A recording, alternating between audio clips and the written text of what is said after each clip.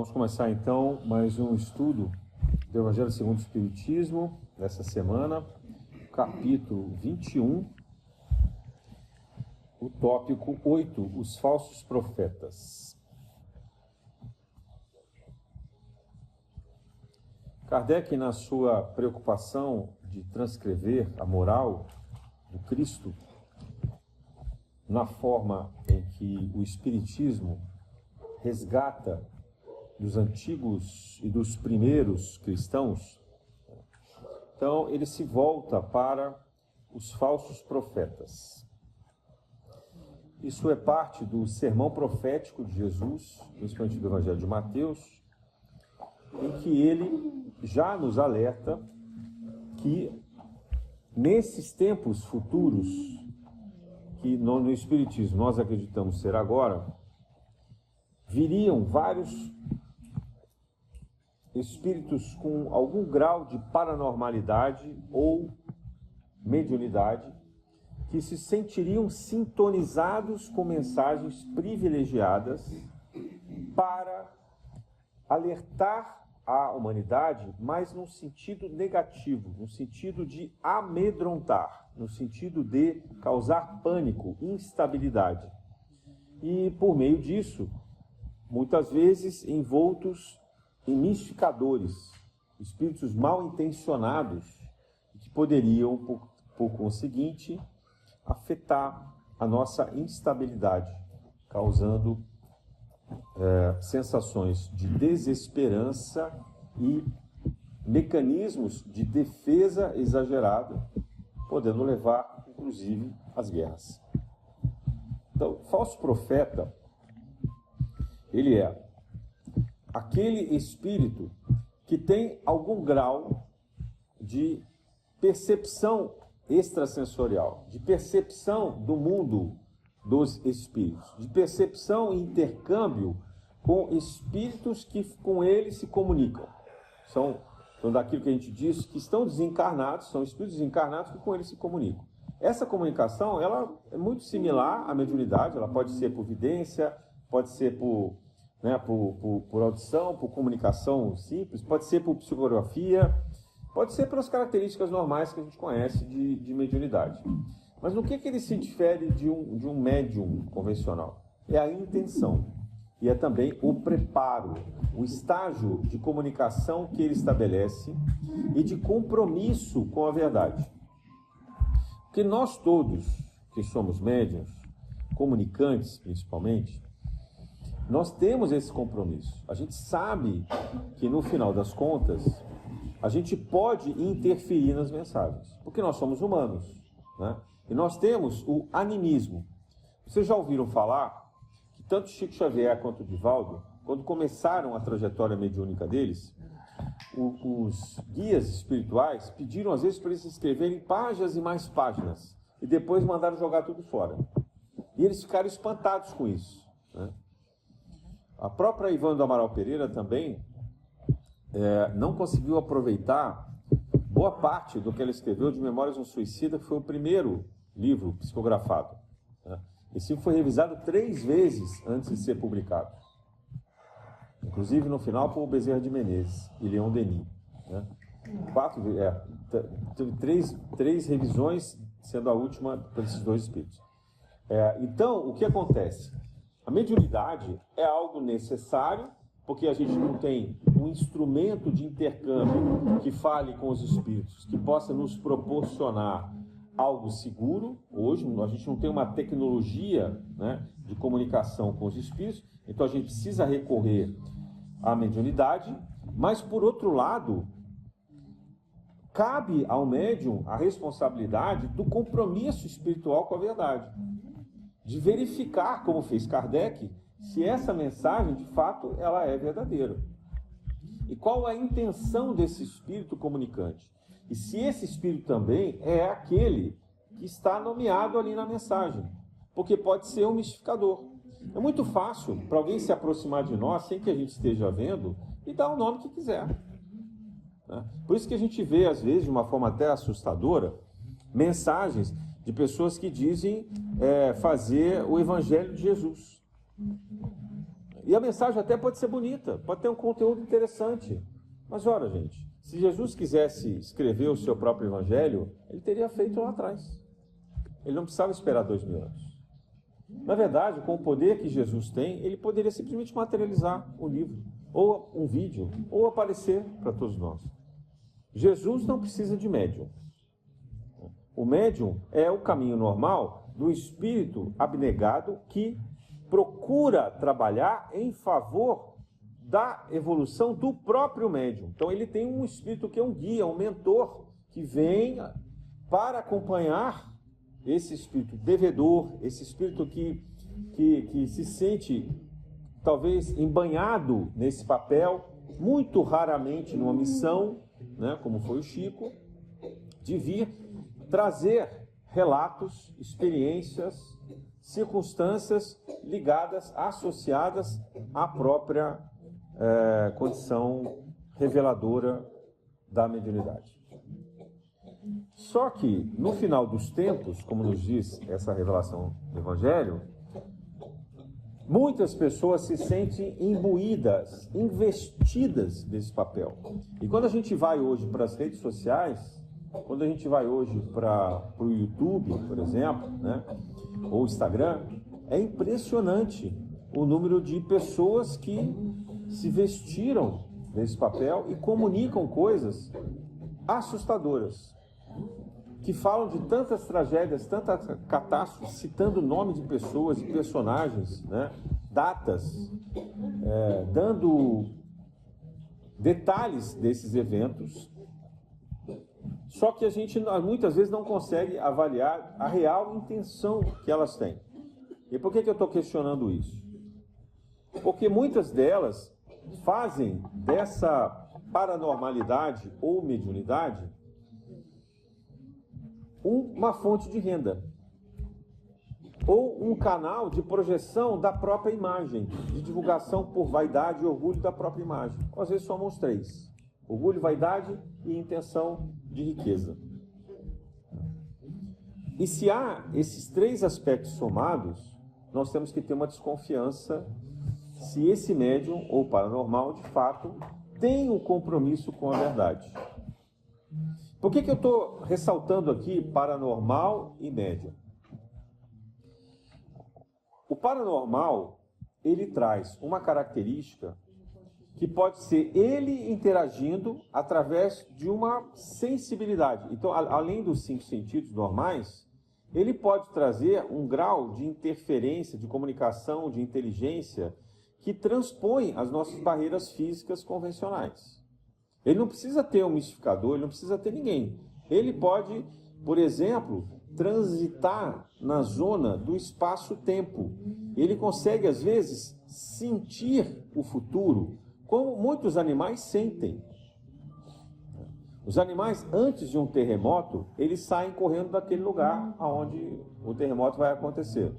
Ou se vem um furacão, todos esses eventos de natureza são sentidos previamente pelos animais. Então eles têm o quê? Eles têm um sentido adicional, né, um sexto sentido, digamos assim, de premonição, de perceber os eventos que vão acontecer. Isso pode acontecer com a gente, né? Os humanos podem ter premonição, nenhum problema. Isso não é mediunidade, isso é uma paranormalidade. Como é paranormalidade, a pessoa, por exemplo, conseguir saber o que tem dentro trancado numa caixa. Ela pode ter uma visão que extrapola esse lugar. Ou ela pode ter uma projeção astral. Rapidamente ela sai do corpo, ela vai lá naquele outro lugar e verifica o que está acontecendo e volta. A característica da premonição ou presciência, ela é narrada no Livro dos Médiuns, explicado por Kardec, da seguinte maneira. Imagina que a gente tenha uma pessoa subindo uma estrada na direção de uma montanha. Para ela, o máximo que ela consegue ver é alguns metros à frente da estrada. Ela consegue até perceber se vai ter um buraco, desmoronamento, se tem alguma coisa ali que possa impedi-la de passar. Assim como ela olha para trás e também vê alguns metros. Mas se tiver uma pessoa no alto da montanha com a visão clara, aberta, ela consegue perceber todo o caminho, a trajetória da estrada até o topo. E ela pode avisar para esse transeunte sobre essas circunstâncias. Então, a vidência ou a premonição e a presciência é essa condição de paranormalidade ou mediunidade que a pessoa se projeta numa visão mais ampla. Não é que ela está indo visitar o futuro, mas ela consegue ter uma visão mais ampla. Então você pode ter uma pessoa fora de qualquer religião, fora de qualquer contexto espiritual, que tem essa capacidade. Ele percebe o que vai acontecer. Agora, ele não consegue perceber o que vai acontecer dali a muitos anos. Ele consegue perceber coisas mais curtas, são impressões mais curtas, porque isso está dentro do conceito de paranormalidade. Já o médium também pode ter, além de a mediunidade, a paranormalidade. Mas na característica mediúnica, o que faz a diferença é que o médium tem um pacto com o seu mentor, ou os seus mentores. Isso é antes da encarnação acontecer. Há toda uma preparação, até fisiológica, para que alguns canais sejam abertos, a fim de que esse intercâmbio do guia espiritual, do mentor, com a pessoa que vai demonstrar essas características de mediunidade. Tá? Então, na mediunidade, ela pode ter também a paranormalidade, que são esses sentidos adicionais. Mas há, na mediunidade, um compromisso com o trabalho feito antes da encarnação. Isso pode ser para o bem e pode ser para o mal.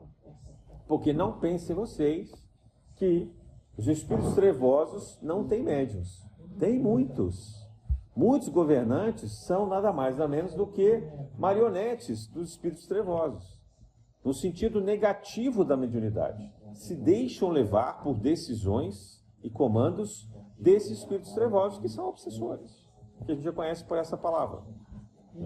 E muitos dos médiuns desequilibrados, aqueles que não têm respeito por esse compromisso, ou que se desviam, se distraem na sua vida, ou que não têm uma permanência, uma resolução de trabalhar com frequência, nos horários demarcados, com sacrifício, dedicação necessária, esses médiuns, eles podem abrir brechas para as influências de espíritos trevosos. E é por isso também que a gente vê muitos médiuns que não trabalham, pessoas que têm mediunidade e não trabalham, e ficam doentes. Porque essa energia, o canal está aberto, essa energia tem que ir para algum lugar. Isso não é uma maldição, isso é uma coisa que a própria pessoa aceitou, ela se comprometeu. É como se fosse assinar um contrato, para o bem e para o mal. Então, ó, você vai encarnar, mas com a condição de usar a mediunidade para reparar os males que você cometeu nas vidas passadas. Para evoluir, compreender, se obrigar a estudar, se obrigar a exercer, praticar a caridade. Porque se você tem mediunidade, você vai ter que ir para um centro espírita, ou vai ter que trabalhar em alguma forma religiosa que represente essa condição. Né? Na Umbanda, no Candomblé, no Jorei, ou qualquer outro lugar. Até que seja na Igreja Católica, lá através dos carismas. Não importa. Mas você tem que se obrigar a utilizar isso. Por isso que a gente vê de todas as religiões as pessoas dizendo agora: não, recebi comunicação de Maria. Gente, de Maria então é o que eu mais vejo. Parece que não tem mais nada para fazer. Parece que ela fica o dia inteiro mandando mensagem. Assim, é impressionante. E falta zero humildade, né? De achar que a pessoa, não, eu falo direto com Maria. Né? Assim, a pessoa tem um privilégio de falar com Maria. Então quem estuda o Espiritismo sabe que aquele não é o Espírito de Maria. É um espírito medianeiro. É um espírito que trabalha pelo intermédio dela, talvez, pela falância. A mensagem é boa, o conteúdo faz sentido. Nada impede que seja um espírito medianeiro, talvez até muito elevado. Mas não é Maria. Maria, Jesus, os apóstolos, de um modo geral, não estão à nossa disposição para mandar esse tipo de mensagem. Hoje mesmo, eu estava vendo uma palestra, e aí a pessoa acho que recebia os três espíritos da fraternidade branca. Eu falei, meu Deus, acho que o pessoal deve estar desocupado lá, né? Porque não é com um, ele fala com 3, né? Era Saint Germain, Kuthumi e mais um outro lá, quer dizer, o Serapis Bey. Eu falei, caramba, né? Ou ele é de fato um avatar que chegou na Terra, ou então a gente precisa ter essa desconfiança, sabe? Agora, necessariamente isso é maldade? Não. Pode ser ingenuidade. Pode ser falta de estudo, de preparo dessa pessoa. Porque o espírito, de fato, que se apresenta dessa maneira, ou ele vai imbuir o médium de uma responsabilidade necessária, porque ele quer dar a autoridade da revelação, ou então ele vai se esconder, vai se minimizar e vai se apresentar de uma forma disfarçada, às vezes até como um preto velho, um caboclo, né? Por quê? Porque ele não quer que o médium seja prejudicado. Ele prefere que a mensagem prevaleça. Porque se a mensagem é boa, por que precisa ter assinatura grandiosa? Né? Eu sempre cobro a assinatura dos espíritos que se comunicam. Mas vocês vão ver, peguem lá no histórico das mensagens publicadas na nossa página no Facebook. A grande maioria das vezes é um anagrama. Eles usam o nome que eles dão para, no próprio nome, trazer a mensagem, o sentido, o significado do nome, né, para provocar curiosidade, estudo. Se eventualmente aparece um outro espírito reconhecido, é porque ele está com uma necessidade de impor uma responsabilidade, mas ele sabe o peso que isso traz para o médium. Porque, poxa, gente, para a gente dar nome, dizer assim, olha, recebi a mensagem, né, de Ismael, recebi a mensagem de, sei lá, Paulo apóstolo. Né? O que acontece com o médium? Ou as pessoas vão adorá-lo, achar que ele é um avatar também, ou então vão dizer, ele é maluco, está aí obsidiado, não vão acreditar na mensagem. Então isso distrai, não faz sentido. Né? O próprio Chico tinha muito cuidado de fazer isso. O Chico usou Emmanuel muitas vezes, que não era Emmanuel se comunicando. Chico sim tinha a mediunidade aberta, que ele podia receber pelas antenas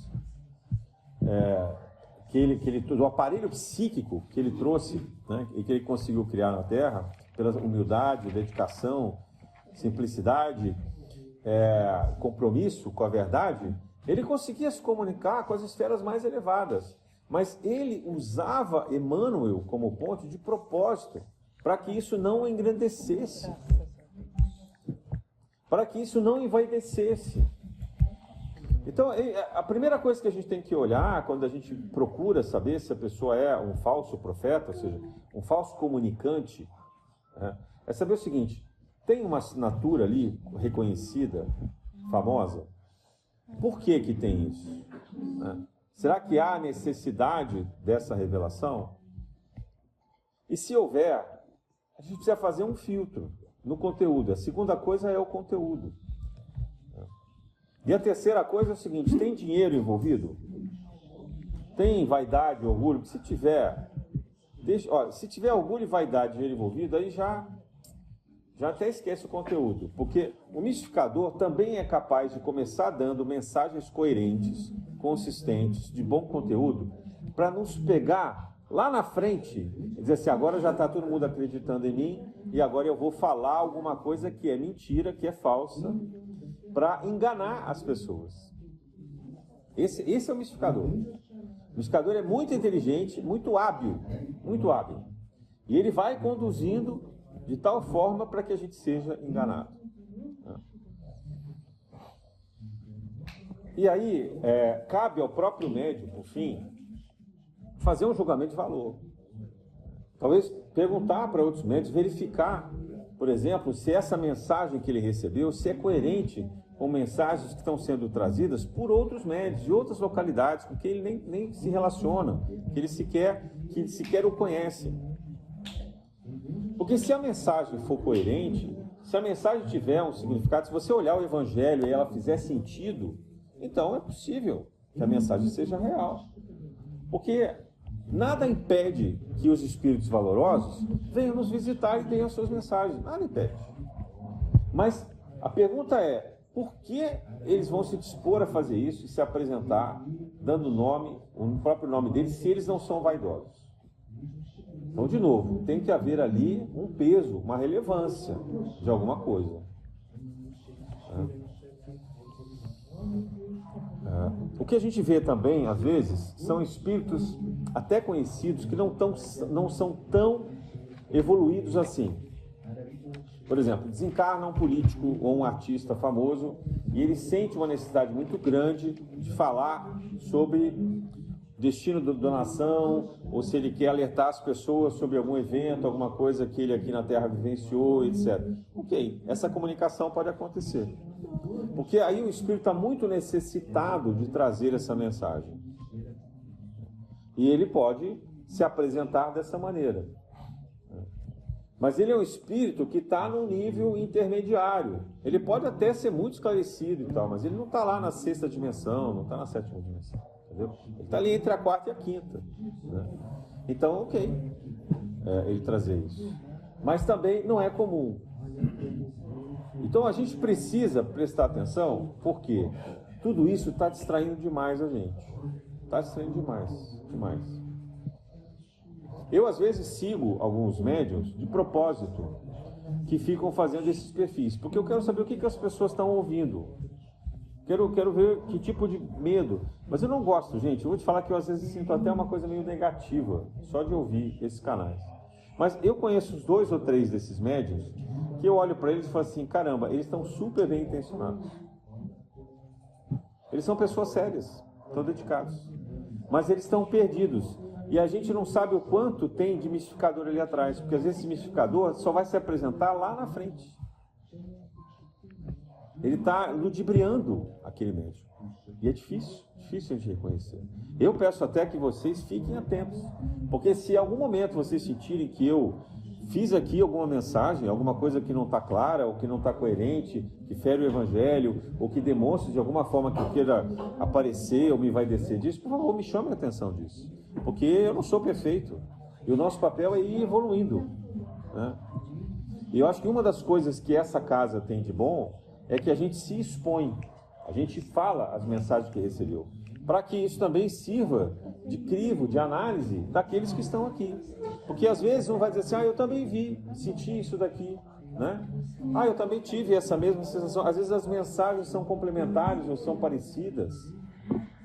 Quantas vezes a gente vê desenhos parecidos aqui, simultâneos, né? Ou relatos de pessoas que tiveram a mesma percepção. Isso ajuda muito, porque demonstra que a gente não está se deixando levar por influências mais baixas, mais negativas. A gente está se levando por aquilo que de fato é algo engrandecedor.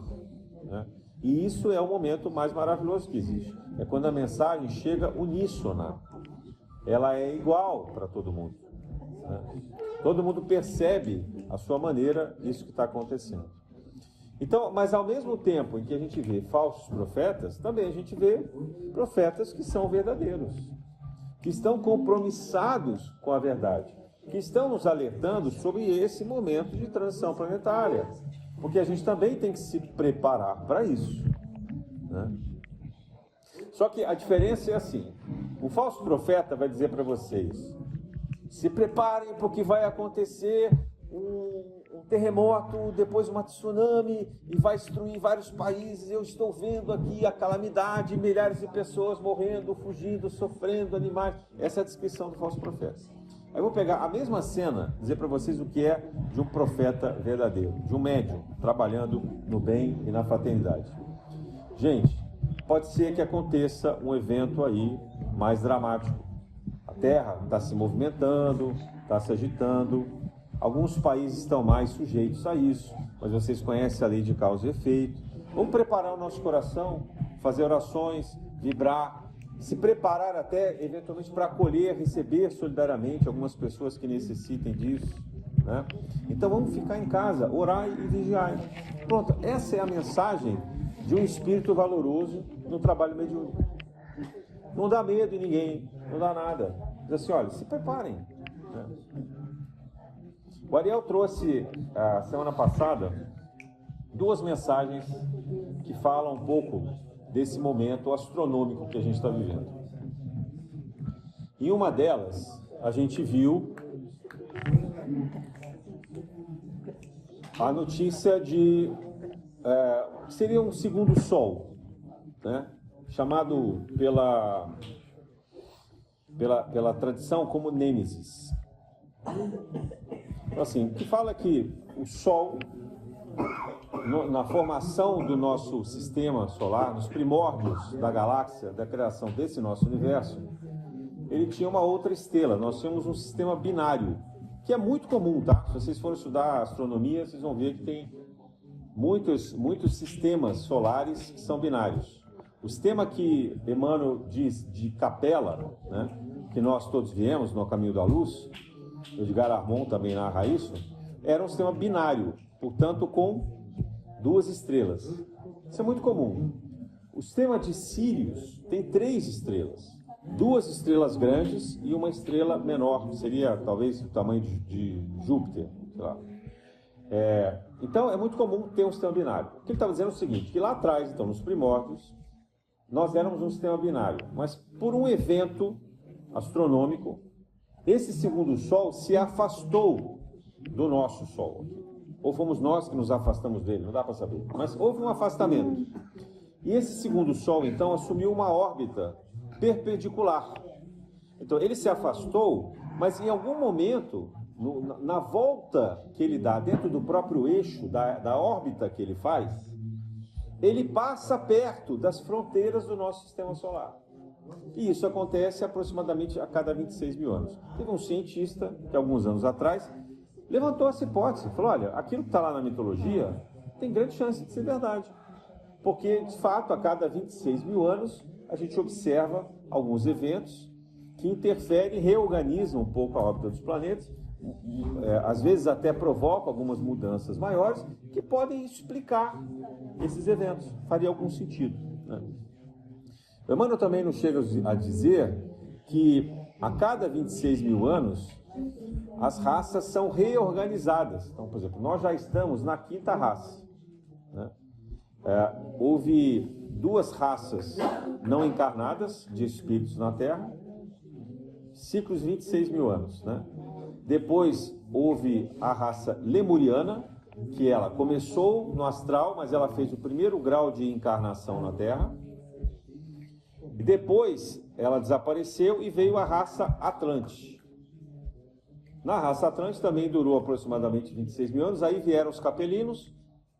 As raças anteriores a gente não tem registro nenhum.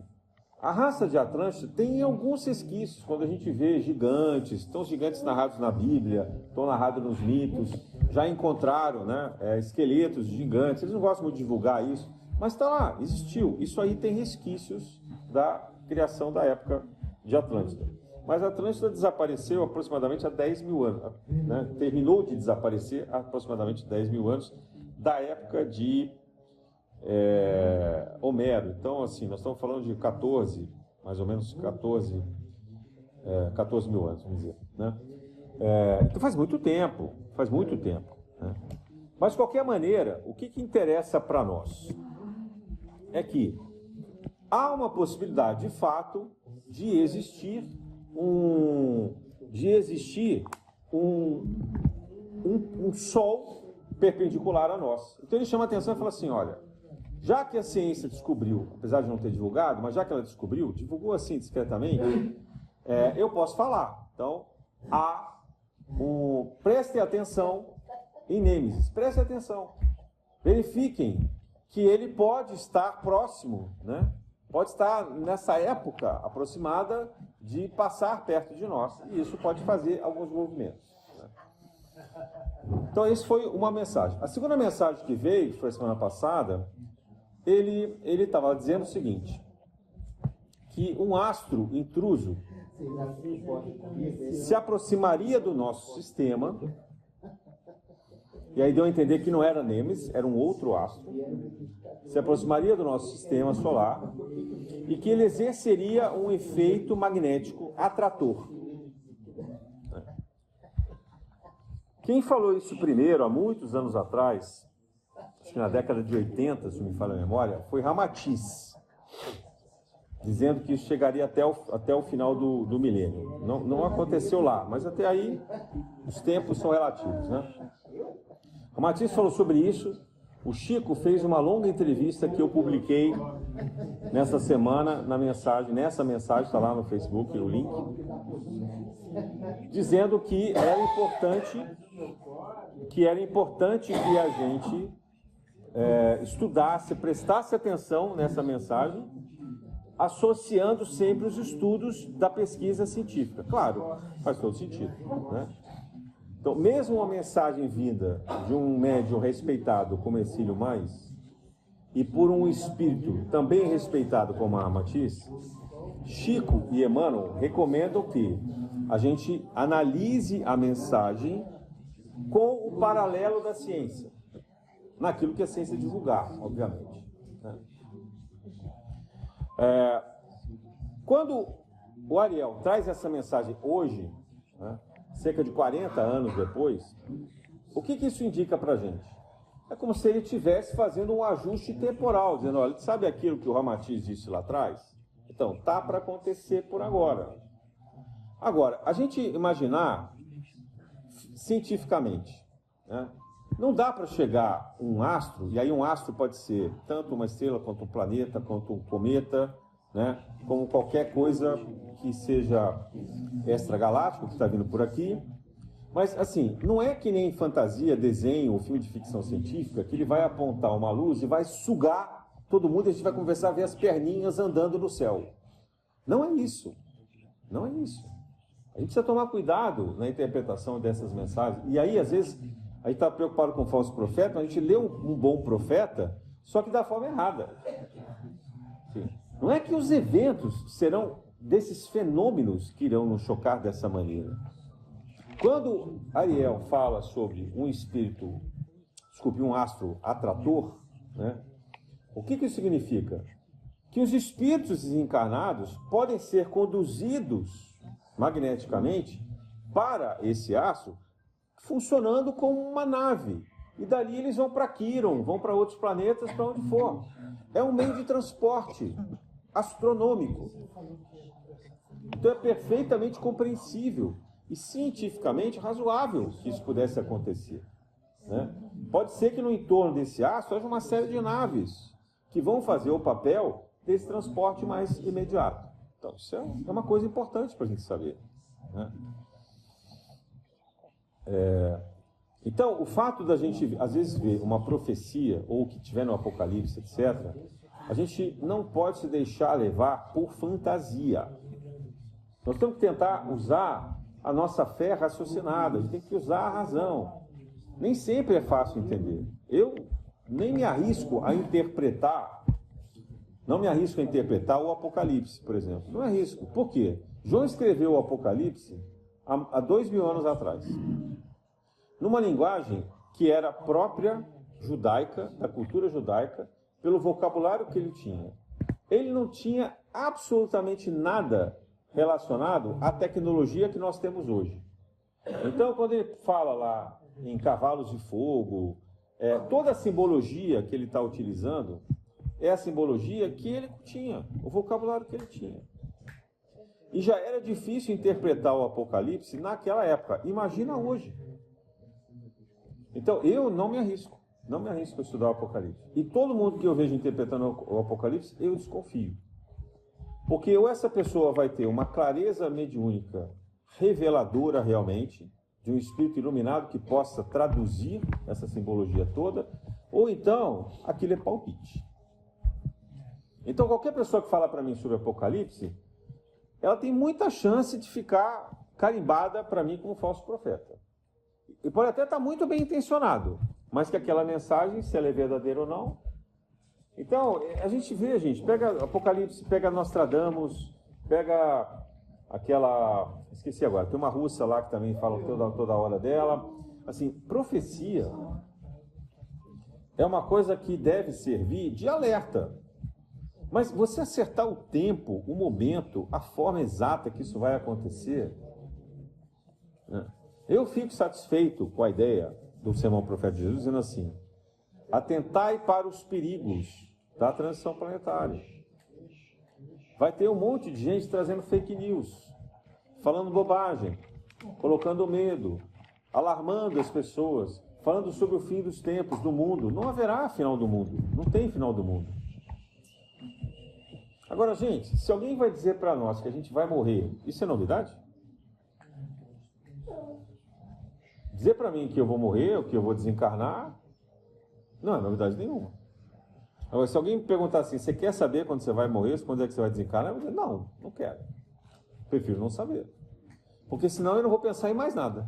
Eu vou começar a ligar o reloginho, contagem regressiva, só vou pensar nisso, mais nada. Já pensou? Alguém chega pra você e diz, olha, no dia 27 de fevereiro de 2033, você vai sofrer um acidente. Cara, se você não ia, você vai morrer nesse dia. Sinto muito dizer, né? Ou vai morrer antes de infarto. Porque isso não é bom, isso não é saudável. Não tem nada de saudável nisso. Então, profecias que são determinísticas, elas devem criar um alerta em nós todos. Principalmente para aqueles que frequentam adivinhos. Ah, mas a pessoa é maravilhosa, ela quando tira o tarô, ela fala tanta coisa incrível, ela adivinhou todo o meu passado, falou tudo de mim, sabia até o nome das coisas, disse que eu vou me casar com um homem incrível. Ok, gente, vocês acreditem no que vocês quiserem. Mas, vou repetir, o mistificador começa contando uma historinha muito bonita para que você acredite. Até a hora que ele vai te pegar na sua fraqueza. E ali ele vai induzir o seu futuro. Então tem que tomar cuidado. Você, poxa, mas o que a gente faz então se essas coisas estão acontecendo a rodo por aí?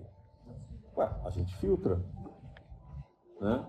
Se você pegar uma previsão dessas, qualquer, de alguém que nem é confiável, mas coincidir com a mensagem de Chico Xavier ou de algum outro médico que você respeita muito, de mensagens várias que a gente tem aqui, tá bom, o cara acertou, ele está falando a verdade. Mas não significa que a intenção dele seja boa.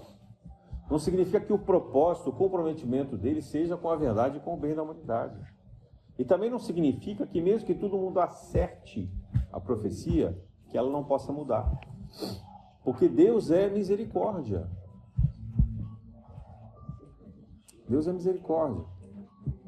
Quantas coisas podem acontecer na natureza que num piscar de olhos destruiriam repentinamente a Terra? Vou dar um exemplo para vocês. Basta o Sol dar um suspiro maior do que ele costuma dar.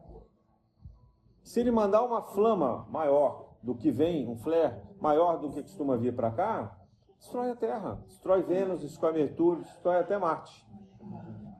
Assim, é muito simples. Basta ser um pouquinho maior, né?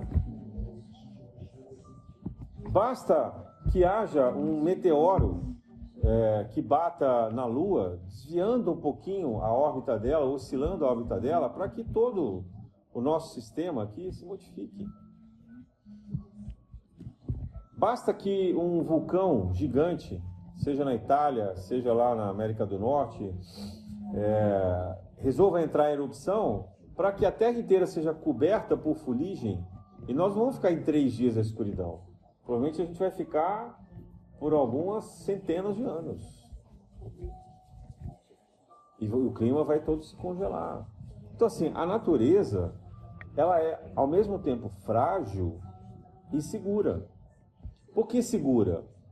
Porque a espiritualidade tem espíritos elevadíssimos, engenheiros siderais, anjos, que controlam esses movimentos na Terra. E do que valeria o discurso de Jesus sobre amor, sobre perdão, sobre bondade, sobre misericórdia, sobre fraternidade, se agora ele resolvesse fazer aquilo que Javé, lá no Antigo Testamento, determinava como castigo e punição? Ou isso aqui é uma escola de amor, ou então, gente, a gente rasga o livro dos Espíritos, o Evangelho, a Bíblia, porque não faz sentido. Então, isso não seria lógico pensar dessa maneira. Se a gente acredita na lei de ação e reação associada à misericórdia, o que nos espera adiante é uma lição pedagógica. É uma reprimenda no sentido educativo e não no sentido punitivo. O que normalmente nos leva a enfrentar o sofrimento é a nossa própria culpa, a lembrança inconsciente do mal que nós fizemos lá atrás e que a gente pede para passar pela mesma circunstância, a fim de aprender a lição e não repetir novamente o mesmo erro. E às vezes a gente precisa de várias e várias encarnações. Então o que é o exílio planetário nesse contexto? É aquele espírito que já experimentou aqui diversas vezes passar pelo sofrimento, e mesmo assim, quando ele volta numa condição sadia, poderosa, ele comete a crueldade. Então ele já fez tanto isso, que ele tem que dar um passo atrás. Ele tem que dar um passo de ignorância mais profundo. Ele vai retornar a eras priscas de viver numa caverna, de não ter um cérebro com total condição, para que ele possa aos poucos se reeducar, que ele possa ter ali a sua reconstrução anímica, perispiritual, e assim chegar na maturidade, novamente, com menos ferocidade, com menos revolta, com menos malícia. E aí a chance dele se tornar um espírito abnegado é muito grande. Só que isso demanda tempo. E alguém pode dizer assim, mas isso não é castigo? Não, por que não é castigo? Porque para Deus, na eternidade, não tem atraso. A gente tem uma ideia de que nós estamos atrasados. Comparados com muitos espíritos que nos acompanharam lá atrás, nós estamos mesmo. A partir do momento que a gente sofreu 1 ou 2 ou 3 exílios, com aquela família primordial, a gente está bem atrasado. Só que chega um determinado momento da evolução em que não há essa distinção, porque isso não é uma competição, gente. Não tem troféu. A recompensa é o bem-estar. Então não tem o tempo nesse sentido. E pode ser até que aquilo que no tempo terrestre seria equivalente a 7.000 anos, né? 10.000 anos, 100.000 anos, nesse outro orbe, nesse outro planeta, não passe de alguns segundos. Porque o que importa é a sensação que o espírito tem, e não o tempo de fato. Nós sabemos que a Terra demora 365 dias para dar a volta em torno do Sol, não é isso? Júpiter demora quanto tempo? Bom, Marte demora o dobro, tá? Só para vocês saberem. Cerca de 600 e poucos dias. Júpiter é bem maior e está bem mais longe. Então, o que é o tempo em Marte ou Júpiter? Ou em Mercúrio, que está ali do ladinho do Sol, que deve ter um ano bem rapidinho. O tempo é uma condição de percepção. O tempo só serve como um indicativo de instrução, de pedagogia, de referência. Tudo que nós vivemos hoje, pela perspectiva da eternidade, é instantâneo. É como se fosse um sonho. Às vezes a gente tem sonho, e esse sonho às vezes parece que durou muito, uma viagem longa. Nossa, parece que eu fiquei lá vários dias, assim, um sonho longo, né? E quando a gente volta, não passou mais do que alguns minutos, às vezes alguns segundos. Por quê?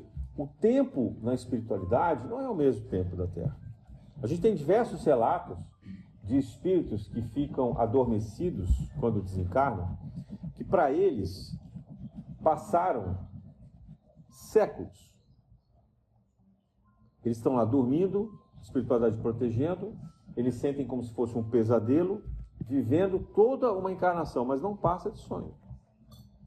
Em algum momento, quando eles estiverem restabelecidos pelo Espírito, quando nesse sonho deles, eles aceitarem a ajuda, quando eles se arrependerem, eles serão despertos e aí serão atendidos.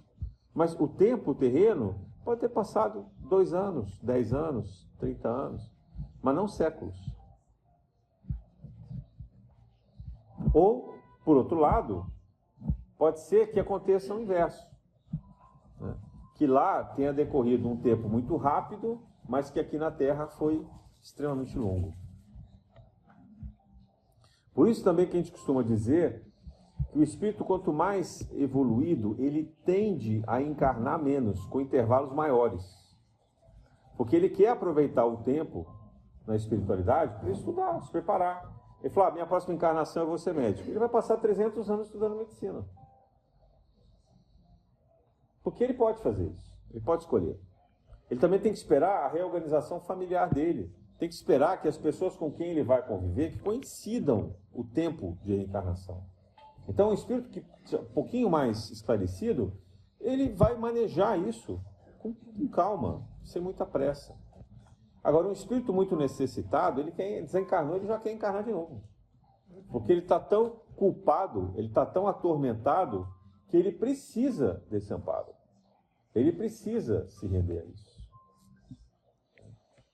Então, é uma característica da nossa percepção, é um pouco da nossa ilusão no mundo encarnado. Mas isso faz diferença para nós? Não, gente, não faz.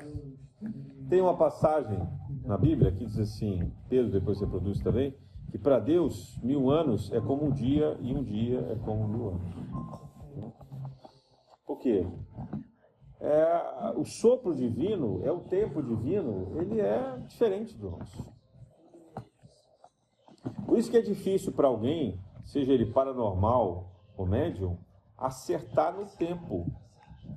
Os apóstolos perguntaram para Jesus, quando esses eventos irão acontecer? Ele diz assim, só o Pai sabe, nem eu sei, só o Pai. Por quê? Porque é no tempo de Deus, não é no tempo da Terra.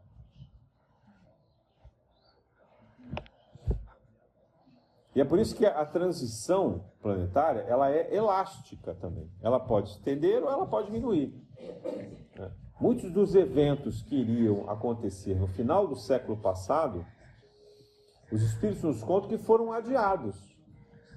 Jesus pediu uma moratória, diz assim, calma, posterga um pouco, vamos esperar a próxima geração, vamos ver se a situação não se regulariza um pouco mais. Vamos pensar que talvez eles não entrando em guerra, eles mereçam a segunda chance. Uma terceira, uma quinta, uma milésima, nem sei quantas vezes a gente estava contando isso, mas mereçam uma outra chance. Né? E aí eles combinaram, acertaram que a gente teria essa segunda chance. Então, pelo que a gente sabe da mensagem, por exemplo, do Chico Xavier, com o Emmanuel, isso foi lançado para esse momento agora. O que era para acontecer no final do século passado, começou a desenvolver a partir do ano 2020. Então, essa década, talvez essas próximas décadas, né, sejam mais decisivas para nós, como nós teríamos que enfrentar há 40 anos atrás. Agora, nós estamos mais preparados. Muitos de nós estão mais preparados. Muitos já estão mais preparados. Né? Por quê? Porque a gente percebe um certo despertamento. Mas e a humanidade toda? Gente, quando a gente pensa em contexto de humanidade, o que a gente pode dizer é o seguinte, a maior parte da humanidade está adormecida. Adormecida. Vivendo na ignorância. Correndo atrás do prazer e da sustentação imediata da sua vida. Muitas pessoas perderam a fé nessa geração que a gente vive hoje. Desses 8 bilhões de pessoas que estão aí, muitos não acreditam em nada. Imagina a gente que está aqui em sofrimento constante, tendo fé, podendo depositar em Deus alguma esperança, já é difícil, né? Levar a vida. Imagina para quem não tem fé em nada. Que a pessoa acha que cresce, né? E vive, e daqui a pouco ela morre e acabou. Então, essas pessoas, elas são violentas porque elas não têm uma perspectiva de existência. Elas são brutas porque elas querem usufruir da vida enquanto a vida possibilita isso. Elas são altamente consumistas porque esse é o único prazer que elas têm diante do vazio interior, diante da angústia pessoal que elas têm. É mais fácil aparecer numa foto bonita, numa rede social, né? Ou desfilar com carros importados, roupas caras, etc., do que ter que encarar a própria realidade. Às vezes a gente usa uma marca porque a gente quer que as pessoas olhem para a gente e reconheçam que nós somos importantes porque aquela marca é uma marca reconhecida e importante. E não porque a roupa é confortável, segura, duradoura, etc. Não, né?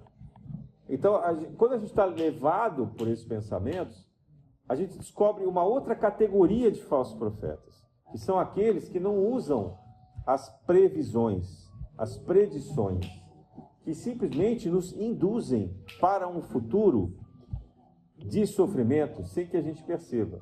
Esses sabem o que pode acontecer, para o bem e para o mal, e tentam nos manipular na direção do mal, né?